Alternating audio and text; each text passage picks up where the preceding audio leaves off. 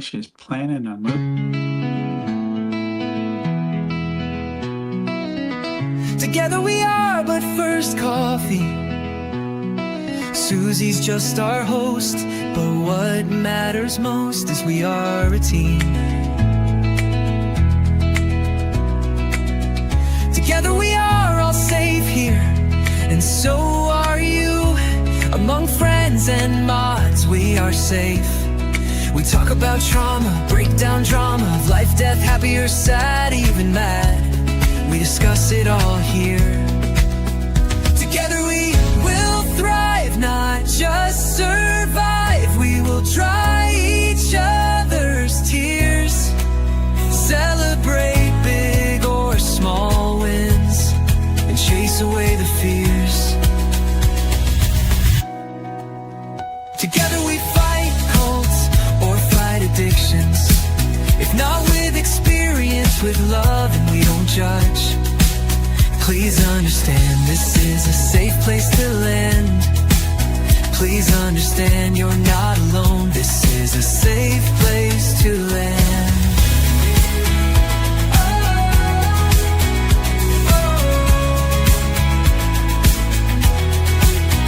Together we thrive, not just survive. We will dry each other's tears, celebrate big or small wins, and chase away the fears. Because we are but first coffee, and Susie welcomes us all here.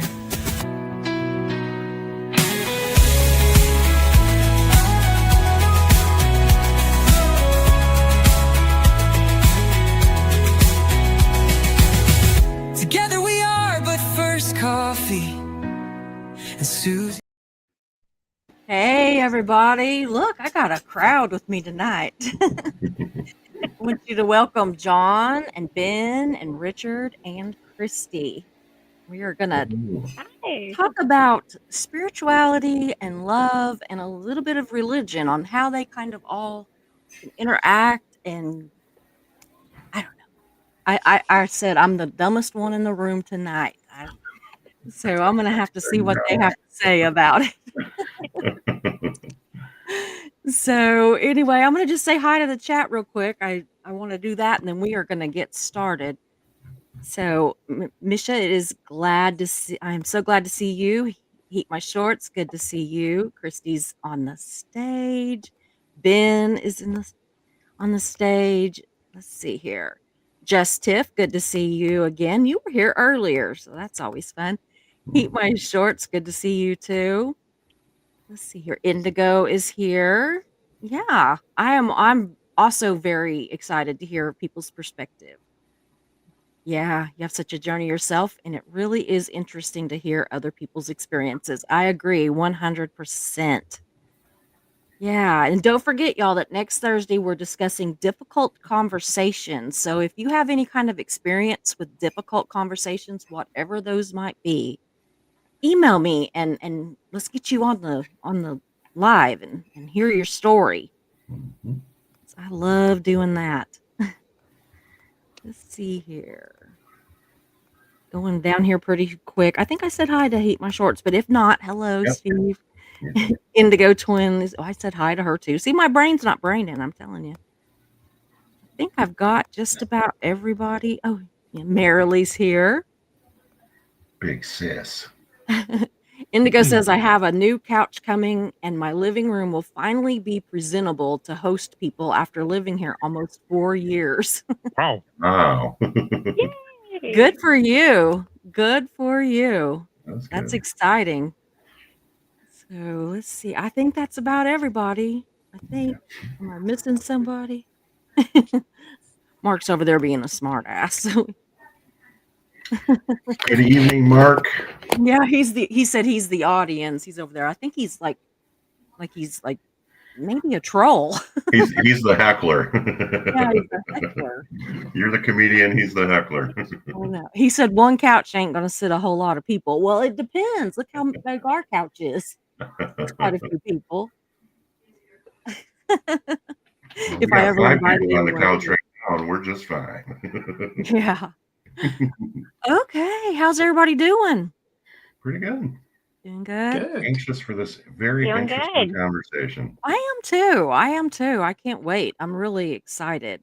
Mhm. Yeah, mine is too, Indigo. It's a L-shaped couch and can sit at least 3. Oh, well, probably sit more than that. I could probably sit 6 on or 8 on mine if they snuggle up. 2 people and 3 dogs and a cat. So I'm going to ask for Richard to just kind of start us off a little bit, if you would, with kind of where you were talking about last week, if you don't mind. Well, that's going to be kind of interesting. Can you Because remember what we were talking remember about? where I was. And starting off where we left off would kind of require everybody else to remember that. Yeah. Well, Well, I remember enough, Rich, to remember that. Yeah. Yeah. What we were Everybody's talking about. nodding. Everybody's Yeah. nodding. Yeah. So Well, what we were talking about at the end was one of the things that I was fascinated about with a man with your education level and your level of religious both belief and knowledge, Mhm. because I'm an educated man and I also consider myself to be a religious man. And I have a lot of difficulty with the love portion because everything in my brain and everything that I've been taught through my religion tells me that Jesus was a man who taught love. He preached love for your fellow man, love for the less fortunate.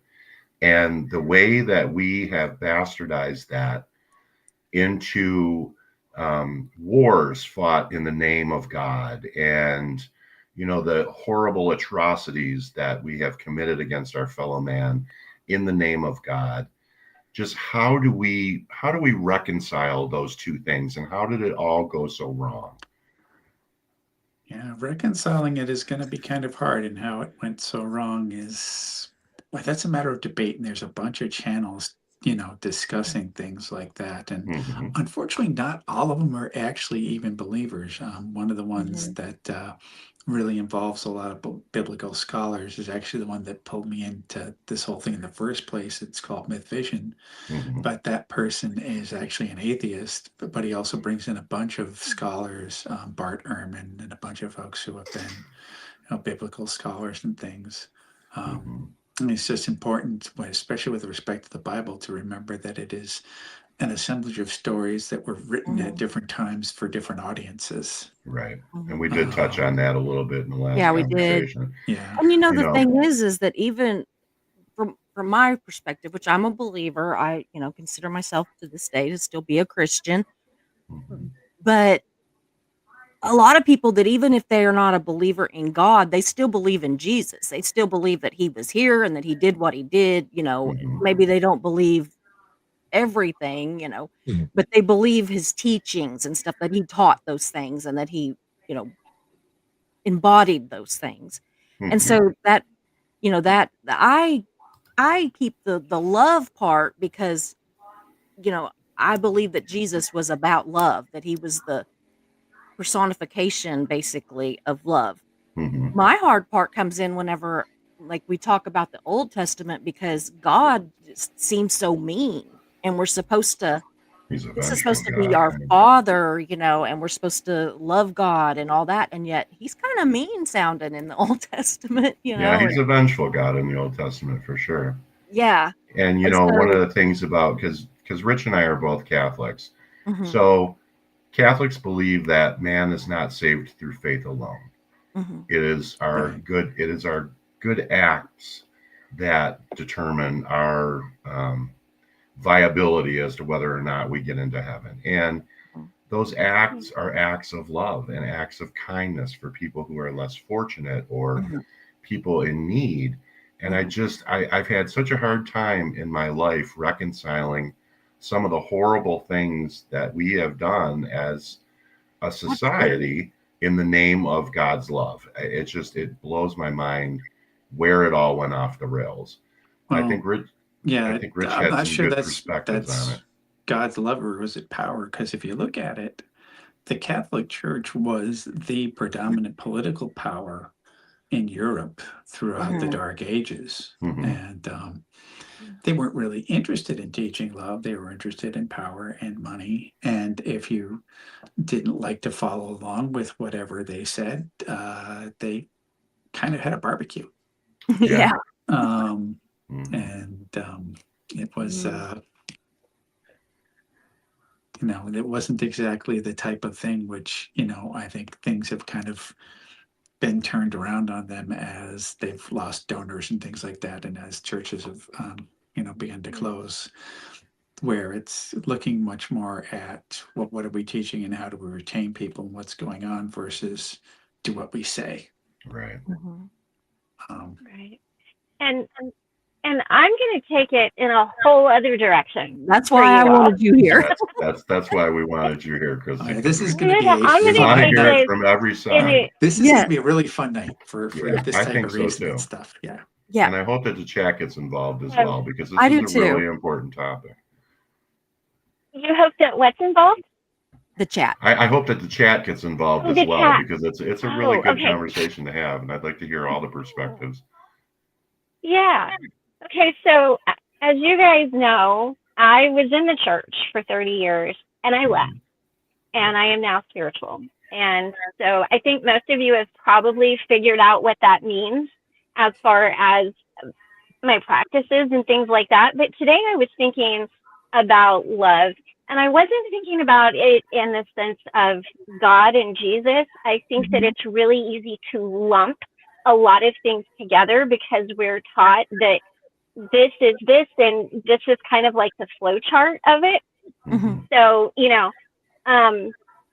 to touch on real quick, and then I'm going to continue on with my thought, to touch on real quick about the wars and things fought in God's name, absolute power corrupts absolutely. And people will use whatever name is easy to attach something to get them behind a thing. So, there was a person with a funky little mustache in Germany that did it.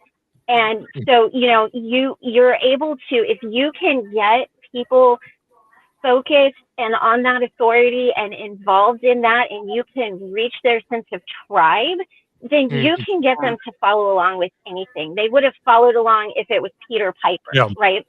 Yeah. But Sure. as I was thinking about love today, I was thinking about how I work with love, and it's kind of it's a very different way of working with it. And I hope I'm not off base in sharing this, but a lot of times when people come to me, they're looking for answers about love, and they're wanting a tarot reading around love. Does this person love me? They're wanting spells. Can you give me a spell to make this person love me? Can you, and I'm serious, and people Sure. are absolutely just, I had somebody that I know ask if I could close their heart so that they couldn't love anymore because they were so hurt and so broken. So when people come to me with love, it is coming from a place of desperation. It's Desperation. Yeah. coming from a place of not having love in their life or even for themselves. And so for me, that conversation when I work with clients, whether it's somebody with tarot or somebody that I'm like coaching and helping out, we start with love. When you have a spiritual awakening or a religious awakening, it starts with your heart. You can't have any kind of true understanding if your heart is not open. And the Bible talks about it, and it says, it talks about a hard heart and not to have a hard heart.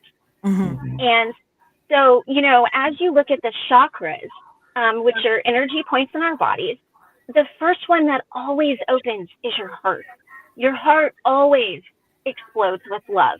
It's always the first thing that opens. And the first thing that I think, and the most important thing that I teach and I share, it doesn't matter to me. And I respect everybody here, like religious, all of it. I respect it. I get it. And I have utmost respect for it. But it does not matter because it has to start with yourself. You can't show somebody how to love you if you can't love yourself. You can't heal yourself if you don't love yourself. And let's even, and I know where Ben's going to go with this, so I'm not going to step all over him about this. But what is trauma? Trauma is it's not the act that was done to it, but it's our body's response to said act, right? That's why different things traumatize people differently. Right. But ultimately what that is it's an absence of love. People do not get traumatized because somebody showed and expressed them healthy love.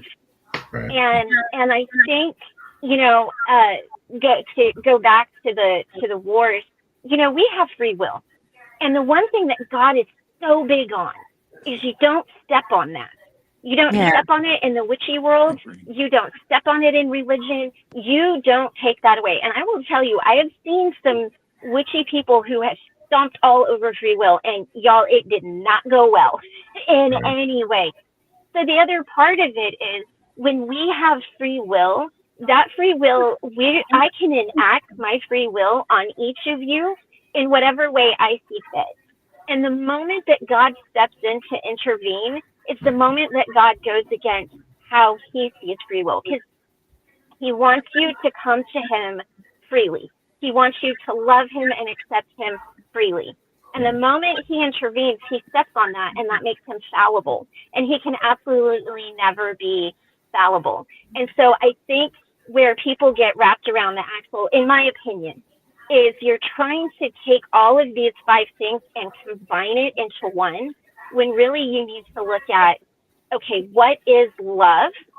And then what is God to you, or Buddha or Allah or whoever? And then what is Jesus? And what, again, we're talking a very long time ago when people were just doing all kinds of really horrible things to other humans, and they would do it in the name of anything. Right. And I think sometimes we can spend so much time trying to understand this big philosophical picture that is really what is the most basic thing he's called us to do. Right now, I don't know anything about Catholics, so I'm only going to go for my Baptist background here. But to love him and to teach and preach his word to all areas of the world, so that, if you do believe that you have to say those words, because some religions do believe that they have that opportunity. But love is, I think it's the center of healing. I think it's the center of respecting yourself. I don't think that you can have that deep kind of love relationship with a higher power, whatever that looks like, if you can't love yourself and receive that love. Because when you can't love yourself, you're not able to receive it. So then you're having a situation where God might be pouring his love into you, or universe or spirit or whatever that is for you in the chat. But if you're not able to receive, if I'm not able to receive love from my husband, from my kids, from my friends, how am I going to receive God's love? Right? How am I going to receive that healing? And so I think a lot of understanding it is what's ours to understand, and then how do you pick it apart? Because I do think on some level you kind of have to pick it apart a little bit and be like, at the end of all of it is love. So that's really what he wants us to do. So it doesn't matter that he was vengeful in the Old Testament. We're not under the Old Testament anymore. Absolutely. Like we're not under those rules. Yeah. Right. But also, from what I was talking about last time, was also about people modeling God. And, basically kind of projecting upon God their own, part of it is like, think of parents, other powers, or, who's controlling them. And that's what they project onto God. And so if you look back then, you're in a place where it's very hard to live. It's dry, it's arid, there's wars. Everybody's trampling through your country back and forth from one side and the other, conquering one way and the other. Right. It's not a big surprise that their kind of perception of God's was angry and getting squished and everything, because that's what happened to them on a regular basis. Right. Exactly. Right. All right. Time for the Ben Turner effect. Well, and I just want to say one more thing. I think what's important to remember too is that in the Old Testament, we were still under the blood sacrifice. And so things were done, well, okay, according to how I was raised. I don't know Catholic, Yeah. so I Right. don't, No, maybe very that is similar. not a thing.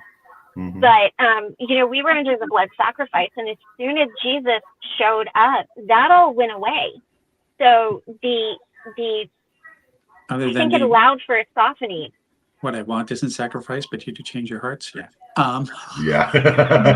There was that in Yeah, there. Good I somewhere. point. Good point. There was think that. And again, going back to the heart being open, how much more love can you show? I mean, God, thank God none of us were asked to do with our children what Mhm. was required of Jesus and what was Yes. required of God, right? And Yeah. so, but I think, I think that for me, love is just that it's the healing point. It's the starting point. And I think everything flows from there. So I didn't mean to step all over Ben. No, that's So We're not sure if Ben's going to talk anyway. Come on. Oh, he's gonna talk. Once we get him started. Yeah. Wow, there's There's so There much to is- unpack there, Ben. tons. Oh my gosh. Okay. Whew, a lot of angles there. So many ways to go with it. But Yeah. you know, Take your love. time, buddy.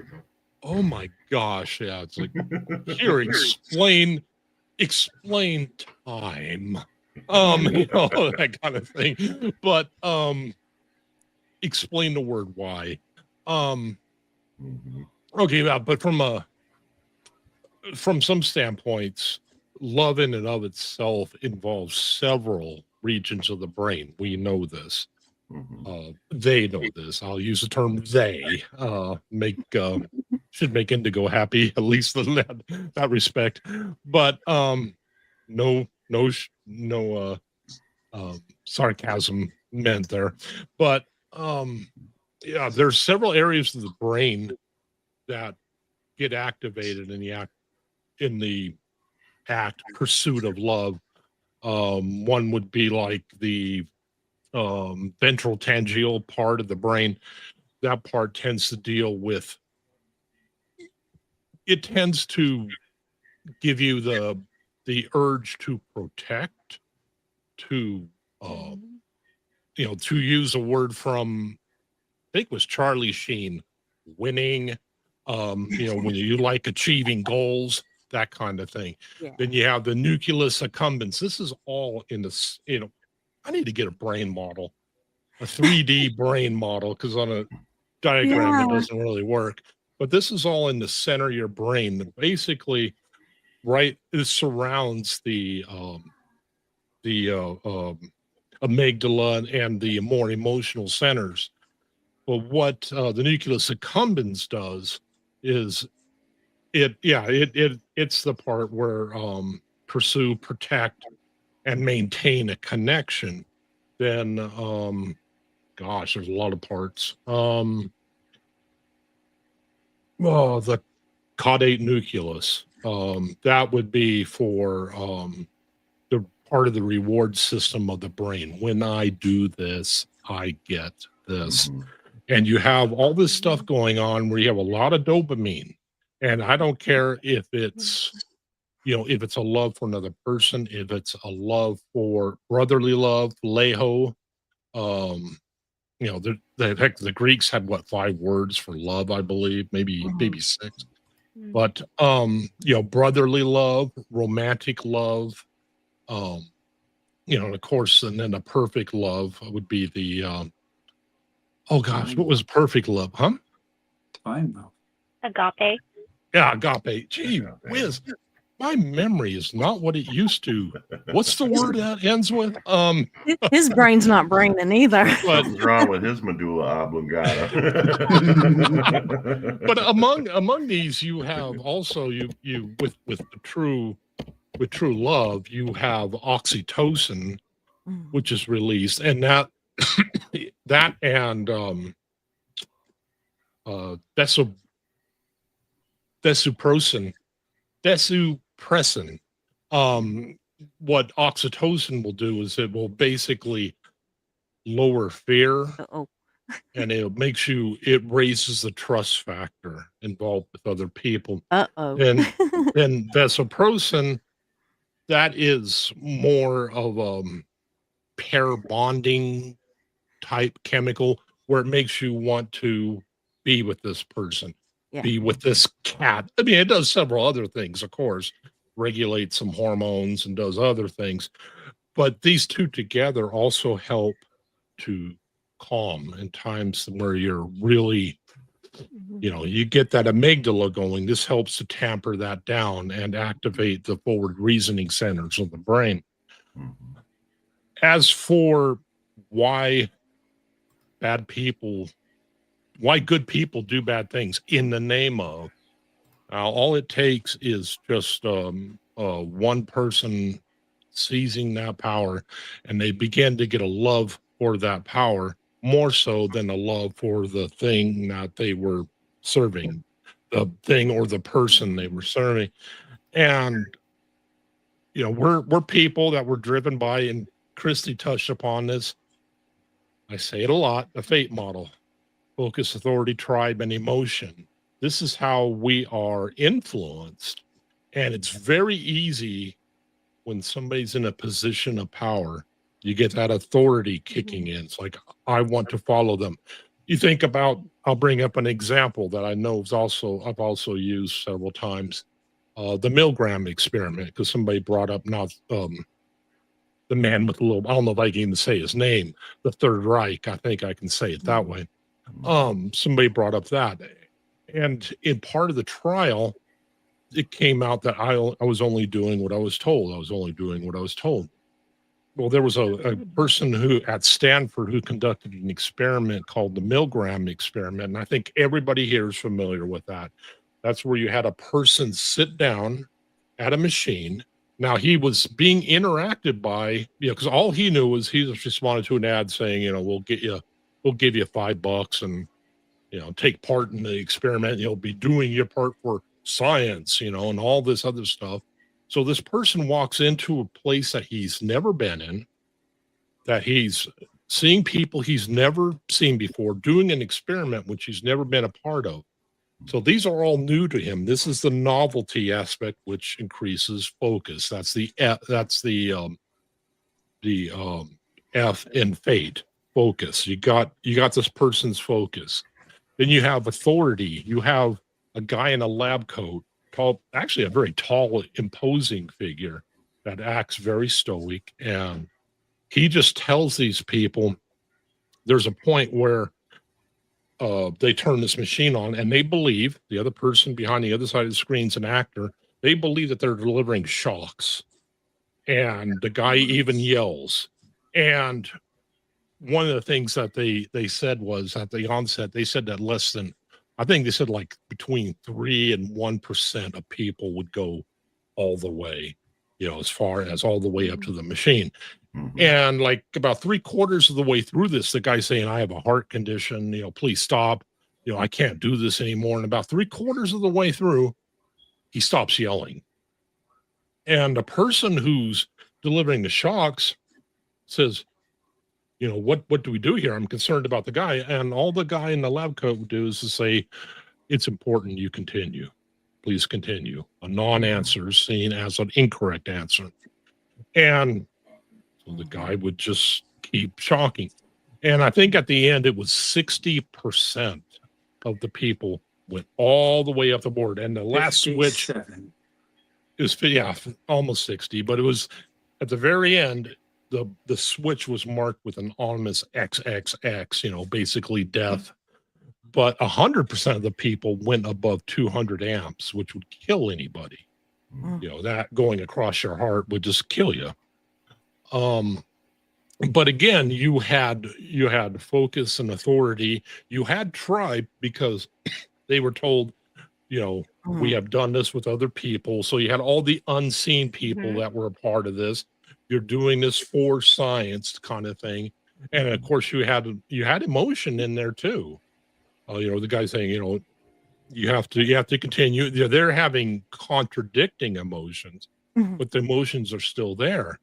And that just shows how we're animals that we like tribe.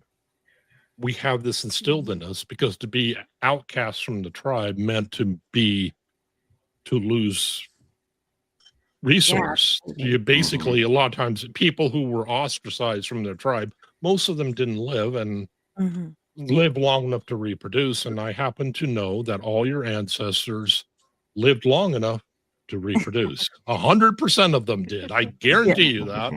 Um, Yeah. so we have this instilled in us, this genetic memory. That can be a very powerful thing, and it's very easy. It is incredibly easy if you have the right triggers to trigger that kind of obedience in people. When people think that they're doing something for the tribe, for the church, Right. for God, you cannot. I mean, you talk about the ultimate authority. I mean, whether Yeah. whether God is Allah, Right. whether it's Odin, Right. Mhm. pick from the pantheon, but you have no higher authority than that. And Catholic, the Catholic Church is famous for it, but other churches have done it too. We can sit here and go through various cults, and not all were necessarily towards a god, like the ones who were the guys with the tennis shoes and the I can't remember what they drank, but that was in California where they were looking for the Comment. Heaven's Gate cult. I mean, there's been Mhm. several cults who were Yeah. kind of atheistic, or maybe not atheistic, but agnostic, I guess would be a term, that have done Yeah. horrible things as well. And Ben, you and I have had conversations about the whole groupthink mentality, and you know how that comes into play as well. Oh yeah. Actually, Jimena made a pretty good point right here. She said Exactly. that's why cults work so well, because you're doing it for the greater good. Yeah. Absolutely. At least you think you are. Yeah. Yeah. Well, Yeah. that's the mindset. That's how they Yeah. get you. Well, They convince you. and that I you wanted are. to touch. Oh no, go ahead. I wanted to touch back to what Richard said the last time we were live. He I think it was that. I don't know. I've seen so much stuff. Maybe I'm making this up, but somebody said something about the Lord of the Flies. The book, The Lord of the Flies, was that on this one? And you're No, that was okay. that was okay, me. That was previous one. That was just like Yeah. going through junior high Okay. school and growing up and just like Right. And so I don't know if any of you, I mean, obviously Richard has read it, but I don't know if anybody else has read it or seen the movie. We read it. Brutal in high school, stuff. yeah. Right? Yeah, I mean, it really it's is. really messed up stuff. And those Yeah. kids are like young. And Mhm. so when you have the ability to just do whatever crazy stuff that you can come up with in your head, I do believe that, and this is something that Ben and I talk a lot about is, psychopath versus sociopath and this whole antisocial personalities. Mhm. But people can fall into that, not have that, not be diagnosed, but fall into that to fit in to, you have the Lord of the Flies thing going on. Mhm. And so I think that is really important too when you're looking at some of that really horrific stuff. I think that something like their humanity just gets set aside. Their love for people Their is empathy. outweighed by, well, not even empathy, just their love. Yeah. Mhm. Just love of a human person. That's what keeps us from doing really bad stuff. I mean, empathy, some people have it and are really great at it. Some people don't, but it just gets set aside for ego, like Carl Jung's ego, and for science. And I love science. But, when you can justify something on those levels, like it's really, and again, it's a loss of love. It's just love leaves. Especially in like the Lord of the Flies thing, Mhm. And that's one thing too. Science, quote unquote. We're still they are still learning. I keep trying to throw myself in that group, and that's not intentional because I'm not a neuroscientist, or I won't claim to be, Mhm. but there's something, and this touched upon some of the what do you call it, metaphysical aspects that have come up with some of that stuff. There is a lot of stuff that modern science still can't explain. They do not know how something as simple as anesthesia, they know it works. Mhm. They don't know how. They don't know where consciousness is stored. And I've been guilty of this. Mhm. This one, they don't really, there's a couple different theories, and I've gone through one of them of how memories are stored. They really don't know. Mhm. Simple things. There's certain regions of the brain. I was talking, and of course, Christy and I were involved in a teaching on this, where there's a part of the brain, the pineal gland, which they're saying, oh, that just gives you a sleepy drug, a melatonin.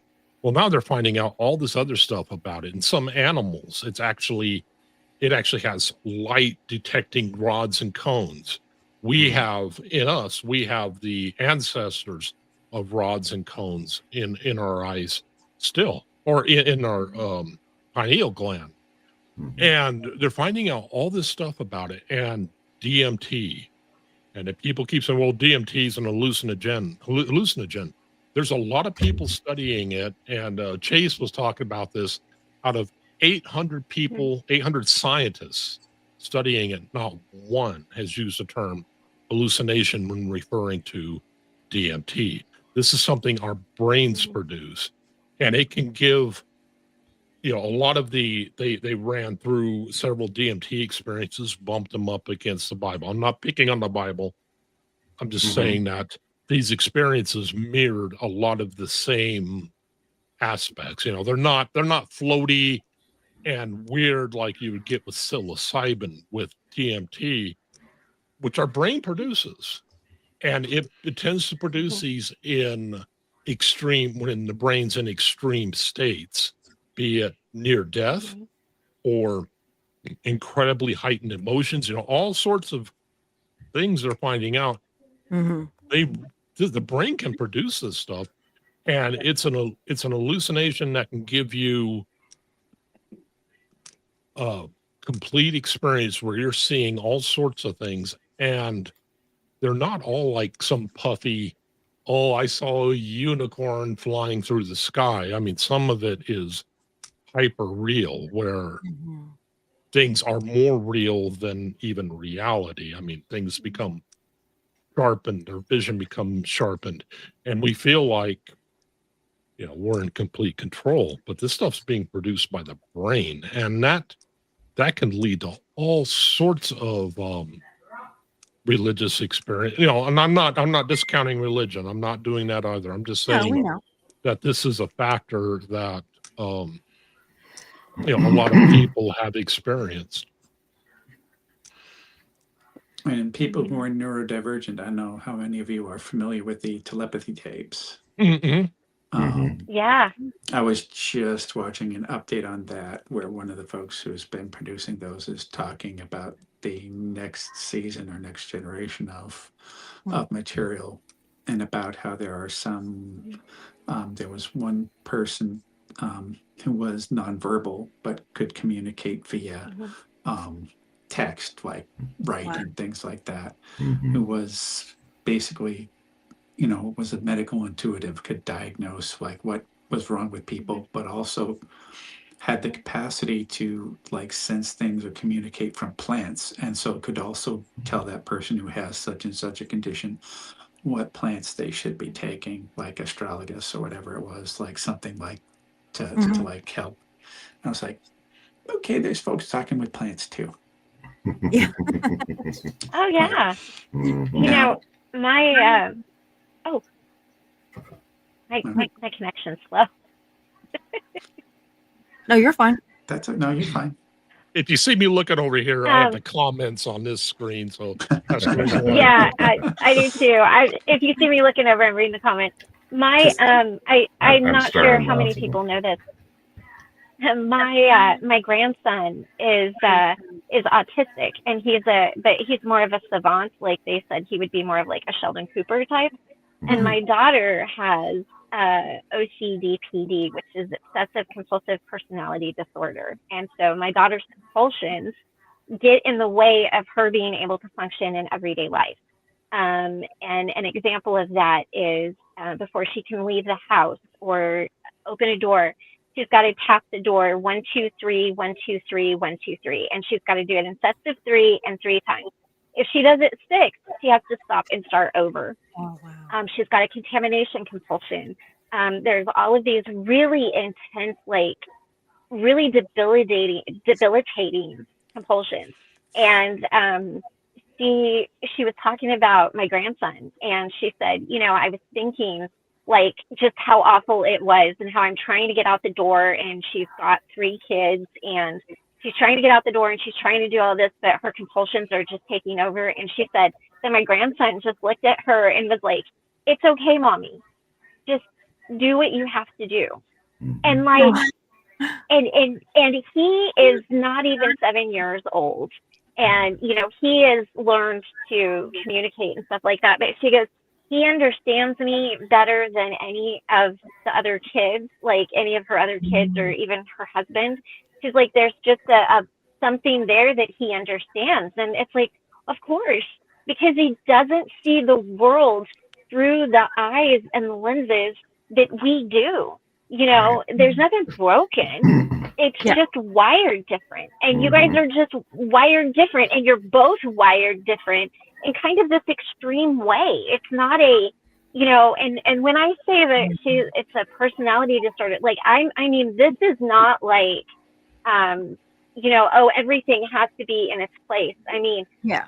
it will take her 20 minutes to start a project sometimes, just because of the stuff she has to go through. Yeah. And so, but I think it's amazing because even though, I mean, there is that little bit of telepathy, so tying it back to the telepathy tapes, but tying it back to love, even though my grandson doesn't understand love and feel love on the same level as like what her other 2 children do, there is a very deep level of love Mhm. because he understands that this is just what mom does. And he's like one of the only people in the house that understands that. And so, and I think it's beautiful. So love can even come, in that way. And it's amazing. And I think there's nothing more amazing than a little kid's love, or like that real, genuine, happy, authentic love. Mhm. And when it's not there, we notice it, like Yeah. antisocial personality disorder, that it's not there. It's just not there. There's nothing there. And so I think that love is part of, we, like Ben said, we don't know what consciousness is. We don't know where it's at. We don't know where it's stored. I mean, the shamans that I've studied in the Andes believe that it's your 8th chakra, which is outside of your body and right above your head. They believe that that is actually where consciousness is stored, that it's not actually stored inside of us. And you can actually open that chakra and pull it around you in all of these different ways to protect you. And that's an actual teaching that they teach.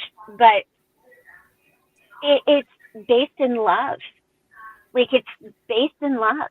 I just, and I don't think it matters if you love Jesus or God or a higher power. I think somebody say it like made them feel good to, see it to feel small. It's important to feel small in that healthy way, in that way of standing in the beauty and awesomeness of creation, right? I don't make yourself small because of abuse, but to just stand in this awe of Be part of something that's bigger. whatever got, Bigger than yourself. whatever got created, and however it happened. And I mean, I agree. And I agree that it is amazing to feel, like you said, not small, like making yourself small, do like, abuse and that kind of thing, but to make yourself just a part of something, not, Right. everything, not Right. kind of something bigger, something more important than everything. Yeah. I think that's, I mean, So if we're you we're know, I getting would into say, chakras, just a couple days ago, someone who has yeah, been doing a number of programs in this direction is Maya Bialik on her channel. Yeah. yes, And love Okay. just her. a I've couple been Yeah. days watching it. ago, they had Dr. Sue Morter on, Mm. who Mhm. does Mhm. energy healing, and she actually has Mhm. in her books this big diagram of all the different chakras, and she was talking about them So yesterday many. or a couple days ago, and it was really really interesting to see, and how she actually in the end got to also my mass kind of closing questions, and she talked about Hmm. basically our existence, basically us being more or less compressed love, like everything in the end comes Hmm. down to the source of your being is love, Mhm. and it's just Right. like, and That's I was actually looking at, she's beautiful. talking about embodying love, and I was just kind of looking at it going, wait a minute, did I just hear this did I just say this a few days ago, but in a Yeah. completely different Yeah. format? It's Yeah. like everything comes Right. back. And one of the other things that she talks a lot about, though, which Mish will like, is healing and energy and frequencies. Everything is frequencies, Hmm. and Mhm. about Hmm. how different energies in your body are communicating or not based on frequencies, and just about Mm. disconnects leading to illness and things like that. Mhm. And Well, there's, that was, go ahead. I was going to say part of my shaman studies is you can actually tell what is attached to you based on where it's attached to you in your body. So if it's in a chakra, normal people, like if I had attachment to, like an unhealthy attachment to one of you or to my husband or somebody, that's not going to be at that soul level. So that attachment is going to be in an organ of my body, not in my chakra. If it is an attachment, and when I say attachment, I'm not talking scary demon evil entity Yeah. thing. Okay, that is not at all what I'm talking about. I mean, that does happen, but it's not as common as what you think. It could be an ancestor or just some hinky energy that you picked up. It's actually attached in your chakra. And when we do chakra healing, which is Reiki, um, at the basic level, and then you kind of, like shamans work at it in a different way with that, but it is still all around love. That's what Reiki is it's healing love energy. It can't Yeah. hurt you. And one of the first symbols that you learn, which is Chokurei, is it's a beautiful love symbol. It's the very first symbol that you learn when you're learning this. So even as you go through and you move it into these different circles and you move kind of out of religion and into spirituality, those chakras are there, and it is based on love. And I love Maya Bialik. I know Ben has a love hate relationship with her. But I love the direction she has taken her channel in. Hmm. I think it is really beautiful because I just believe so much that when you get science and spirituality together, whether that's religion or whatever, in my case it's Mhm. spirituality, you heal the whole. You Yeah. can't just heal one part of yourself. It's like the medicine wheel. It's got four parts for a reason. There's the mind, there's the body, there's the soul, and there's the emotions, the spirit. And Mhm. if one gets out of alignment, everything else falls.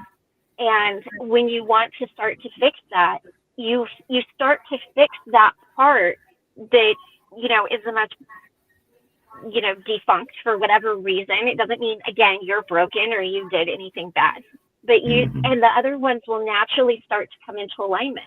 And as we heal, we take our heart, our love. If we just worked on our throat chakra and we didn't bring our heart into it, do you guys know how brutal that could be? Like the truth that we could speak to people, the harshness. and even when people need to hear something harsh, you can still say it with love. You know, so you kind of like, you're always kind of dragging your, you know, what is that? Tom Petty and Stevie Nicks, like, stop dragging my heart around. You're always kind of dragging your heart around, like, in a good way, though. And yeah, there's so many chakras, and they're so beautiful. Most of the time, people just talk about the 7 basic ones, but I think there's like, what is it, like 300 and some? Like, I mean, they just go out. You've got them on your palms, you've got them on your fingers. Like, there's so many, but I think for simplicity reasons, people just talk about the main 7. But even that relates back to science, because your lower 3 chakras are exactly like the first pyramids of Maslow's pyramid. You know, it's all about survival, safety, food, protection, sex, you know, acceptance. And then you move up that, and as you move up that and you move up into your chakras, you know, you get to your third eye, which is psychic abilities, and then your crown, which is ultimately being able to receive source. So as you move up the pyramid and you move up your chakras, like, that's one thing that was amazing to me. I'm so passionate about this because I'm seeing so many connections where it just fits. And it's like, it's amazing. And it fits with science, and it fits with love. And I don't think it matters if you're religious, if you're Catholic or Baptist or whatever you are, or if you're spiritual, even if you're atheist or agnostic. I think that love is just so important. And these things, I don't think they fit in the box of religion or spirituality. I think they're conscious. I think it's the earth energy. Like, well, and I think that's why this was such an important conversation to have, is because I don't think any one of us truly thinks that it comes from one specific place. And that's why, I mean, I think we knew when we started to delve into this that this was going to be a multi-part conversation, because there's so many different facets to it. And I think this is just the beginning of a very long conversation. I do too. Yeah, I do too. Because there's so many, like you said, John, so many different directions you can take this. Part of it spirituality, part of it religion. Absolutely. Christy, as you mentioned Maslow, I was thinking actually about, as I was doing some of my own psychosocial growth and things like that. Scott Peck actually talked about, it's Bandler and Grinder, the same John Grinder who does the inventor of neurolinguistic programming, just kind of posited a pattern of psychospiritual growth that follows psychosocial growth. Infancy, childhood, adolescence, adulthood. I think they missed eldership actually out of that. And but he talked about how there's like, it's interesting how it's like unchurched, churched that goes along with that too. There's a pattern of being out of that when you're an infant, following along as a child, which is where I think a lot of the control-based organizations keep people or try to keep people. There's the questioning phase of adolescence where you get out of that. And then there's kind of, they mentioned going back, like, and owning and becoming like, someone who's more likely to be an elder or a contributor in church as you realize where that fit in your development. But I think for a lot of us here, what we're seeing is much more kind of an eldership thing where you're again unchurched. But the reason is because you see how each of those separate churches is a silo that limits your capacity to love the people within the silos. And if you get out and above all of them, you're not limited in who you love anymore. Right. That's beautiful. And it's true. I did a podcast with Amber from Amber Ascends, and she actually asked me about my early childhood, which is something not a lot of people have ever really asked me about. It was really cool. I got a chance to share that experience. But she asked me if I ever questioned religion or church. And I was like, absolutely not. Until I was in my 40s. No, I did not question. And I didn't question because I'm what they call a cradle Baptist. I was born on a Thursday. I was in church on a Sunday, and I didn't leave for like 3 decades. I mean, like, that's a long time. and you're just taught not to question. And so when it came to my spiritual awakening, and she goes really in depth to that, and I really recommend, like, she's amazing, but if you want to learn more about me personally, she does a great job of kind of going down that rabbit hole in a really beautiful way. I didn't question it. And then when I started questioning it, then I was like, y'all, I'm crazy. Like, I done lost my mind. I have no idea, you know. And so it was really interesting. But I stepped all over Ben like 3 times. So Ben, what did you have to say? Well, one of the points that you made It's was slow. you were talking about how love activates these parts and what effect love has on us. And I was just going to point out that love, you're talking the dopamine, the same dopamine centers that respond to drugs. However, there are some differences with love. It motivates connection, not numbing. It would enhance long-term meaning, not avoidance. That's common with drugs. And it would build long-term regulation, with that activating the reasoning centers of the brain, help, because that was one of the things that we were talking about earlier with the parts that activate. When they've done functional MRIs on people who are in the quote state of love, they see something they love, they hear a song that they love, whatnot, that it activates all these parts around the amygdala, but the amygdala activity tends to go down. The amygdala would be responsible for fight or flight, hyper vigilance, that whole thing, that all the fear-based responses that we see. And love tends to, while it's activating all these centers, it tends to build long-term regulation, not withdrawal destruction that we see with drugs, where you're taking a drug. That's one of the things you do. You kind of withdraw and, go down that path. But interestingly enough, like drugs, one thing that is mimicked by love is we tend to go through withdrawal once we have that heartbreak. It's the same things that we go through with the withdrawal symptoms. And that, I think we could all point out different examples of people who like, oh, babe, I love you. No, you don't understand. We're in love. You can't break up with me. Oh, you can't stop our love. That whole thing. But that's part of the reason why we get so stupid about it when you have that heartbreak thing, and that part of the thing, the reason why stalkers. You're a hard habit to break. Well said. But that's all I have.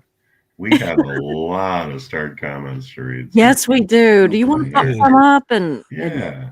my eyes aren't Let's go working through great that, tonight. but That's Mine all right. are either. I saw one from Indigo that will probably pop up. Oh, Yeah, yeah. there's quite a few that I started. They are just looking forward to being a part, and if you want to pop some other people on the panel with them next week, Susie, that would be fun too, I think. Absolutely. So Indigo says the Bible was also written 50 years after the oral culture from which the scripture originated. They even found female prophets and scrolls to prove that was redacted at some point, probably KJ. Yeah. Teresa says, I used to be a Catholic. Very I now nice. follow the Jesus way. Check out Aaron Abke. Not familiar with Teresa, hello. Okay. Indigo says it's when King Henry VIII made himself the head of the church and monarchy that things got even stickier, and we see the tension in Britain between Protestants and Catholics. Yeah. That's been an ongoing thing for a very long time. Prior to him, it would have been ancient Rome and Constantine pushing forced conversion to Catholicism. My short says, yeah, I was raised Catholic and I learned a lot of great stuff, but I'm not particularly religious anymore. I'm so glad about the morals that I've learned. Absolutely.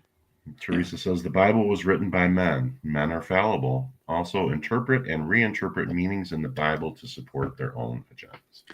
Absolutely. All the time.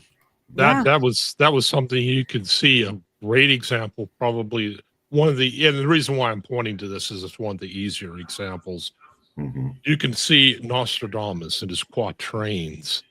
A lot of what's been happening because after the whole thing with 2001, or 9/11, they were taking his quatrains and kind of just tweaking them a little bit, just a little, make it. Oh, see, I told you. He said this. Like, no. And one of the big ones they point to is like, oh yeah, but that king dude, he died on a battlefield. Like, no, he was jousting. It was a fun event. They were not on the battlefield. They were just jousting as a competition. So, yeah. Indigo says there's a rich history in England, Scotland, Ireland, coming from tribal cultures that are more rooted in paganism, a term coined by the Catholic Church, but there are still active druids to this day in England. They are the only ones that can march and be at the center of the Stonehenge, which has been found to have deep roots with spiritualism. B says, I've always been driven to spirituality since I was a child. I've felt, smelled, and been saved by that force. An open heart and belief will change your perspective once experienced. That said, I find myself being pulled to a God. Mm-hmm. Indigo says, I found that once I took time to connect to myself and spirit, that I truly started healing inside me. Spirit is truly linked to emotional, physical, mental, etc. Yeah. Yes. Teresa says, according to Jesus, blood sacrifice is not God's will. Love is imperative for survival and connection, etc., and dopamine. And I think Mary was referring to that experiment that Ben was discussing earlier. Yeah, She said right. that's a terrible Right. experiment, so incredibly Yeah. cool. Yeah. Indigo says, studies have shown empathy is taught. So to me, that means love might be innate, but you have to learn empathy. And I think spirituality can lead to great empathy if the intention behind it is pure. That's food for thought. Yeah. Yeah, it is. Ooh, that's interesting stuff for Interesting. discussion next week. Yeah. You taking notes, Susie? Yeah, I have been. There was another thing. I'm like, okay, you read, I take notes. And then it says, also, these things, like any group, don't start with the hardcore things. They start small, with small things, and increase it with time because you normalize the behavior. Yes. With regard to cults, yeah. And Small increments, yeah.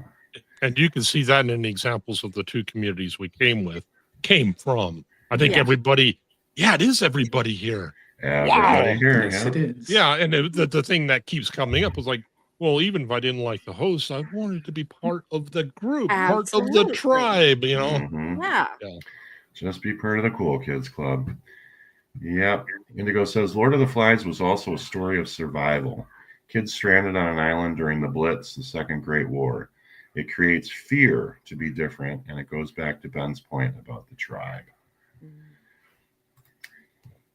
Hene 1028? Hene? Okay. I don't know where consciousness is stored, but I find it interesting that as soon as I stand up, I remember the word I was trying to come up with. And I think Mayor had a comment. If I can find it here. It says, Hene, are you familiar with the doorway experiment? If you get up to get something, if you walk through a doorway, you have a good chance of forgetting what you're looking for. That's so true. Let's see here. And then it says, because we tend to ignore red flags, especially in group settings, we start normalizing behaviors. And, going back to Ben's point, I don't know about the rest of you, but I was actually a mod in one of those groups that we came from. And I found myself doing that more and more. Something would happen, something would be said. And I would just say, it's nothing to worry about. It was like a one-time thing. It was, and I found myself normalizing these behaviors that I knew well and good were not normal. And just to stay part of that and to keep from rocking the boat, I would Yeah. normalize those things. And Absolutely. it wasn't until after you get out of it that hindsight brings you back to every instance that you did that. Yeah. It's horrible. Mayor says there's a scientific theory that memories are false in that you don't remember an incident, you remember a previous memory of it. So it changes with each recall. Yeah, That's that interesting. that appears to be the case. Yeah, that memory, when we access memory, they're always in write mode. You know, you think of a computer disk, you had read write, or Mhm. you know, you had the Yeah. little in the old days for those of us that are older than 20 years old, they had this little thing on these old fashioned things called discs, and most of us would tape over it, or go back even earlier on a cassette, where we would tape over Chopin to record Black Sabbath. And yeah, you With good tape over this one reason. part. No, Indigo says the telepathy tapes are fascinating. There were even studies in the 1980s into having psychic visions and premonition abilities. I'm not familiar with the telepathy. I'm not either. Tapes. I need to look into that. I'm writing a it little down. more. You guys need to watch that.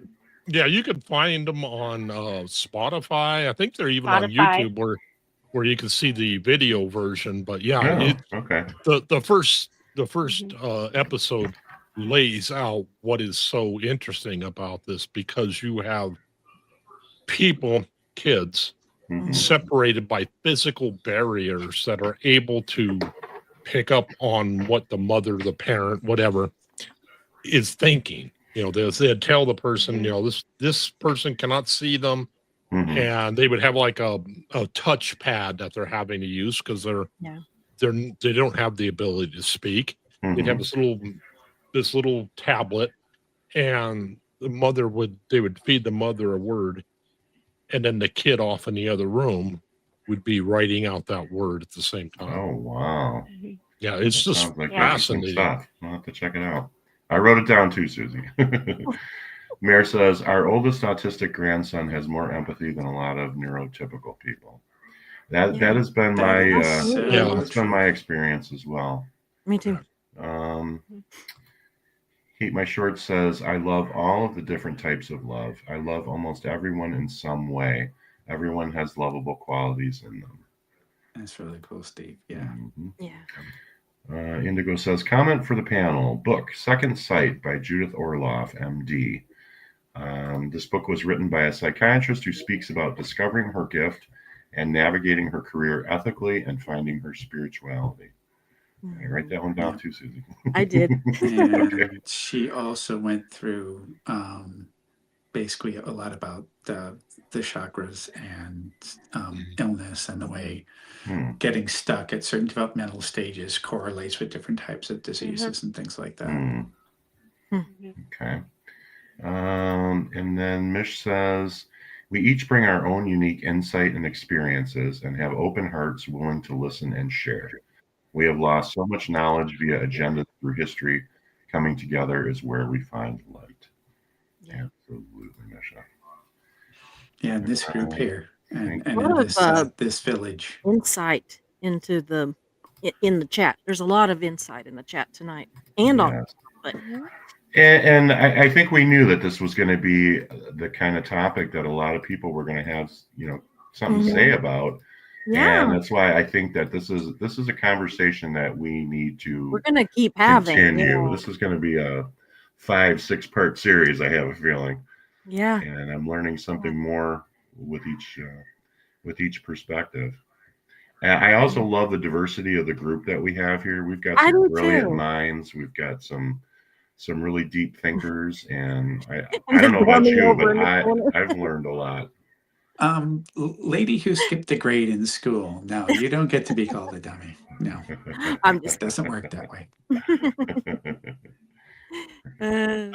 I still can't believe I referenced Charlie Sheen. I don't know why he I know. popped in my head. Oh, Well, as soon as I heard Richard. Richard mention Maslow, bells went off in my head because I'm a big Maslow fan. I know Ben is as well. We could do a whole show just on Maslow's theory. Yeah. I was kind of wondering where you're going with Charlie Sheen on that one. Yeah, I too. was too. I saw the look on your face. But I did. I don't know if you could see it, but I wrote Well, Sheen. Ben's got tiger blood in him, so.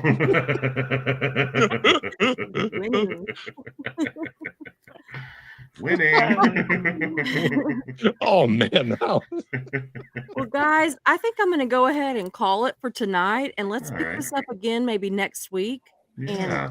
I really, I'm enjoying this conversation, and a lot of it is so new to me because I'm just now kind of, getting comfortable with the whole spirituality side of my belief system and everything. And so, just to be with people that accept that and accept that science and religion and spirit and everything can work Coexist. together. Yeah, Yes, can coexist absolutely. is very eye opening for me, and I'm just I kind of feel like the kid that's like this, just listening. Yeah. I So, do is there too. anything that y'all want to say before we go? One thing that came up, Richard put it in the group chat, not in our private chat. Yeah, I didn't know if you wanted to plug that no, or not. that's fine. Ned's get together, or let's see if I have her. Where is it? Where is Yeah, you it? got to play it, Ben. Come on. Yeah, can you Oh, post good it? grief. Or can we actually can I post it? Come to Yeah, think of yeah, it. absolutely. Awake Ned by the looking glass reflection in the house. Hey, Awake Ned, nice to see you. That never gets old. And that is how Ned was born. How Ned was born. I wondered about that for a long time, and I thought there's got to be a story, but Mhm. I was like, man, maybe I'll just stumble onto it, and I did. Okay, this is not going to let me connect to YouTube to actually post the link myself. If somebody else, Yeah, I think you have to Private post it chat. in the comment section at the end of the live, Rich. It Yeah, won't let you post it in that live Right. chat. Yeah. Are Are you talking about the thing that she's doing after Yeah. us? Okay. Oops, the I just Google knocked Meet? my mic. Oh, good grief. What is I'm not familiar with what she's doing. when is she starting? Because we could always do a room raid too. I if she's- think right when After we we're end. done here, yep. Yeah, she's gonna do it. It's a Google Meet to watch a movie which apparently has a number of features related to this. It's Oh. the one that won several Oscars recently. Actually won Oh, I Everything know. Everywhere All at Once. Yes. So what is it going to be on? And I'll try to It's a wild Google movie. Meets. on Google. Hold on. Yeah, it's a little Well, it'd be little nice late to- for me. I've got tomorrow's a work day for me. Yeah. So I gotta Yeah, get up that's early, why I was but, going to cut it short tonight because it's on Google Meets.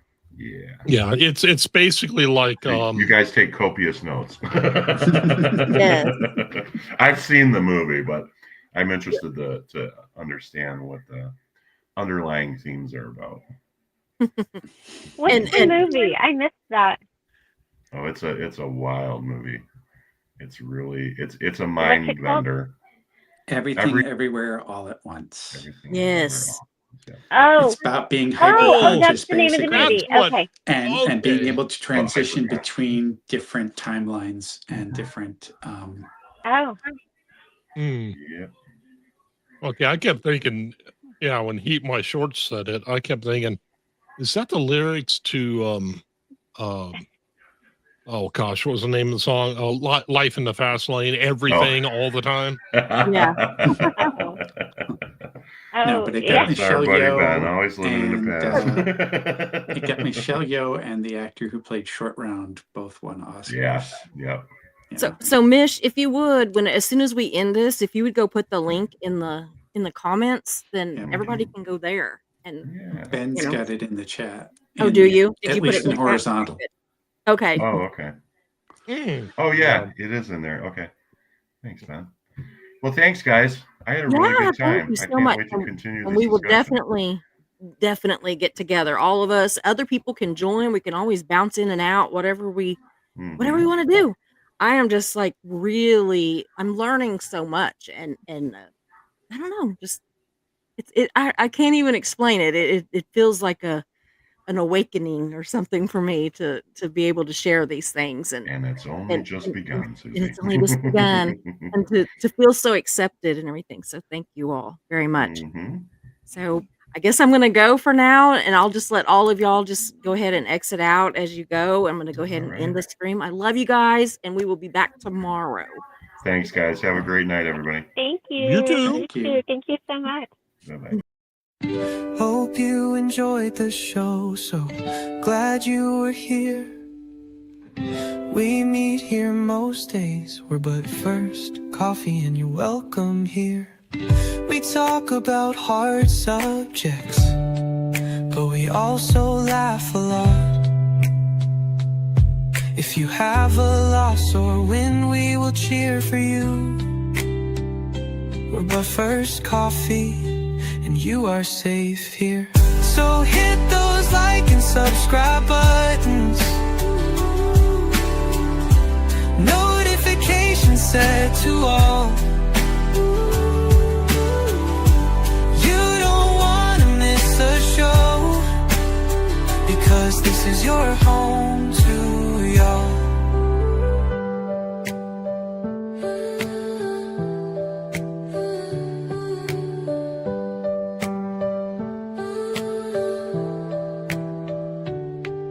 So hit those like and subscribe buttons, notifications set to all.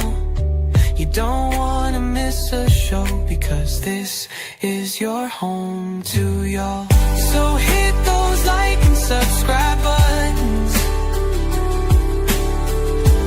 notifications set to all.